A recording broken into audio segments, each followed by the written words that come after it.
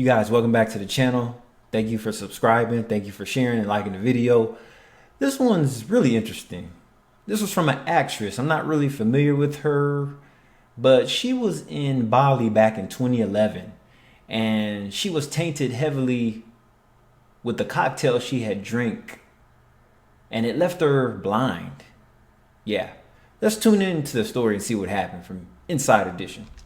Ashley King from Canada warns travelers after a methanol-tainted cocktail in Bali left her blind. If someone would have told me that go on this trip abroad and something bad was going to happen to me, I would have thought that I would have been like attacked by a shark. Like, I did not think I was going to drink something that was going to make me lose my eyesight. She and a friend were traveling before starting college. She was 18 years old. Wow, and it's a blessing for her to actually get to go, out of the country at that age. Because how many 18-year-olds do you know that travel the world before, the next serious venture, which is college? Not many. We went to Bali in August of 2011, but I wasn't prepared for how different and overwhelming it was when I got to Bali. And I'll never understand why, but this is the only time in my life it's ever happened. But I just had an overwhelming, ominous feeling the entire time that I was in Bali. My intuition and my gut were just telling me, like, you need to get out of Bali. Everything that could have gone wrong for me, credit cards pickpocketed, lots of bed bugs and rashes and sickness from like the food. And so I wasn't really having a good time. She stuck it out and stayed on the trip. On the last night, she and friends went out for drinks. So we figured, why not? I had ordered a drink that had been served to me in like a plastic water bottle. The way that it was like advertised that it was.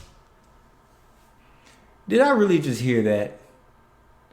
And see, they were getting a lot of people like this in the Dominican too. A lot of people were getting poisoned, drugged, robbed. It was something to do with the alcohol that they were serving at the bars and even some of the hotels. So, I mean, there's safety measures to look out for, but just when you go overseas, just don't drink. You don't know if it's the real stuff or the fake stuff, or they added in some stuff. It was like perfect for spill-free dancing, so you wouldn't spill your drink. But it was still just like a mixed cocktail. I wasn't alarming the way that it was being served to me. Nothing felt different. I didn't feel any kind of differentness in like my feelings of like drunkenness or the way my body was feeling.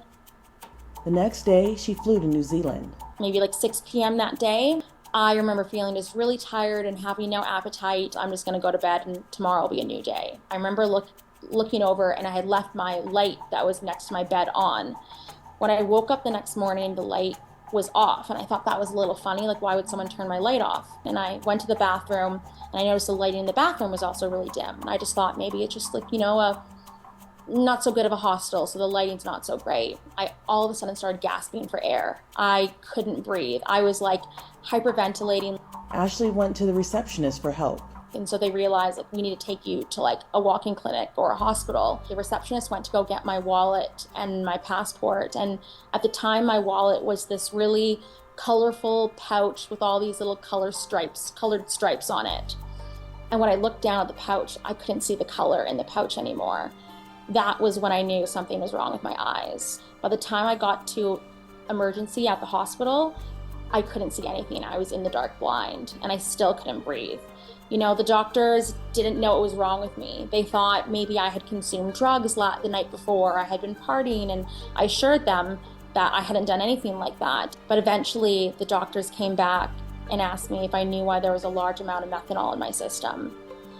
And I didn't know what methanol was. Methanol is often deliberately and illegally added to alcoholic beverages as a cheaper alternative to ethanol, normal alcohol, in countries where taxes on legitimate alcohol or the cost of legitimate alcohol might be perceived as too high, according to the Methanol Institute. Once doctors realized that it was methanol that was in my system, antidote for methanol is actually pure alcohol. So methanol is only bad for you once your body starts to metabolize it. And when it metabalizes it, the methanol turns your blood into an acid, and basically that blood embalms you from the inside out. It turns your blood completely acidic, that then goes through all of your organs and damages the inside of your body that way. Wow, sounds like it could kill you. That's crazy, man. So yeah, when you're overseas, especially if you're by yourself, Don't be out drinking at the clubs. It's just not worth it. But your body will stop metabolizing that methanol if ethanol is present. So what we typically drink. So what the doctors had to do was give me pure alcohol and get me drunk so that my body would stop metabolizing methanol. But they had alcohol and orange juice, and they told me that I had to drink it incredibly quickly, that they couldn't give it to me through an IV, but that I had to consume it. So I would finish a drink and then they'd pour me another one. And then I'd finish a drink and they'd pour me another one. And they were encouraging me to drink it faster. It was like the most absurd drinking game I'd ever played. But the drunker I got, the more I could breathe and the more I could see. I went from being in the dark blind to being able to take in light again, to be able to see my doctors. My breathing went back to normal. But meanwhile, they had called my family back in Canada and told them to get on the first flight to New Zealand because it was methanol poisoning and there was a very good chance that I wasn't going to make it. After hemodialysis, she woke up in ICU. My breathing was back to normal, but my vision was very poor. I couldn't see color. I could only just see shapes. I could take in light, but that was about it. During the doctor's rounds, started telling me, how lucky I was to be alive, how close I was to death, how many people die from this, that I could have had organ failure or kidney failure or brain damage. Yeah, they caught it on time because once her organs started shutting down, she would have been a jaundice yellow color. So that would have been all bad if you see that. So good for her. She survived. But I didn't have any of those things. And that's when I was like, but what about my eyes? And they had told me that the way my eyesight was very likely the way that it was going to stay, and that they probably wouldn't be able to bring it back. And the doctors tried to do some things, but with methanol poisoning, most people die from it. So there isn't a lot of research. There isn't a lot of research and things around how to bring eyesight back to methanol poison victims, and not a lot of things that you can do to restore eyesight. They said that it was likely because my optic nerves were dying. And so basically what happens is when the very acidic, toxic blood makes its way through your body, it makes its way up to your brain and into your optic nerves. So my eyes are fine, it's just the connection that's broken. I think a lot of people want to hear that I did something reckless and that I did something really dangerous, and that's why this happened to me. But the truth is, I did what every other traveler does when they go on vacation. And you think if you're going to an establishment like a restaurant or a bar or a hotel that you're going to be safe with what you're drinking. So why would I ever second guess that? Ashley thinks the only reason she survived was because she was hospitalized in New Zealand. Had I been hospitalized in Bali, I 100% would have died. Yeah, and she's probably right, because you have to remember, when you come from first world countries like Canada, United States, New Zealand, Australia, UK, you have to remember all these other countries that you dream to travel to, like Bali, Island, any other Asian countries.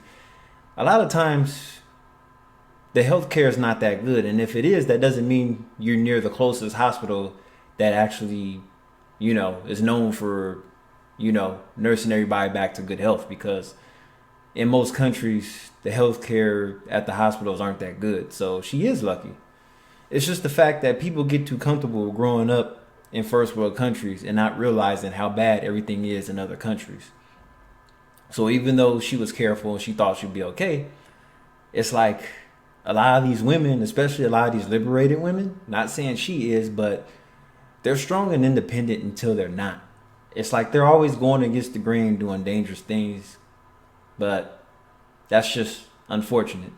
Because a lot of people who are being poisoned by methanol end up, hospitalized in Bali, and they're not doing the appropriate measures to treat the poisoning, and so they end up dying. After the incident, Ashley began processing what happened. I was incredibly depressed, incredibly angry, very much in denial. I lied to everybody, telling them that my eyesight was going to come back, or that I just wasn't wearing my contacts, or that I just didn't have my glasses on, or I just didn't like driving anymore, because I was so, And let's not get it twisted. There's a lot of bars and clubs that do this in the United States as well. So it's not necessarily because she was in another country. Yes and no. But you would think in America we wouldn't do that because there's more money and stuff to go around, right? No, not necessarily. A lot of people are always trying to, businesses, a lot of times they try to cheat their way out of things. Like they'll take the bottles of alcohol and they'll top them off. And that's what they're topping them off with. So I'm always hearing a lot of my friends saying they went to the bar, they had a drink, they got extremely sick. And a lot of the times is for this very reason. The methanol that they top them off with, the empty bottles or the half bottles or half full. Of course, they're not going to pour it out. Businesses don't like to waste drinks and food, so they're going to go above and beyond by going the cheap route and topping drinks off and then reselling them. You have people that work at the clubs or used to work at the clubs. They tell you all the time in videos when they used to work there, they used to be in the back room topping off all the alcohol bottles that were half used. So if you want to see the full video, I left the link in the description. It's from Inside Edition, and I'll check you in the next video. Have a good one, you guys. Take care.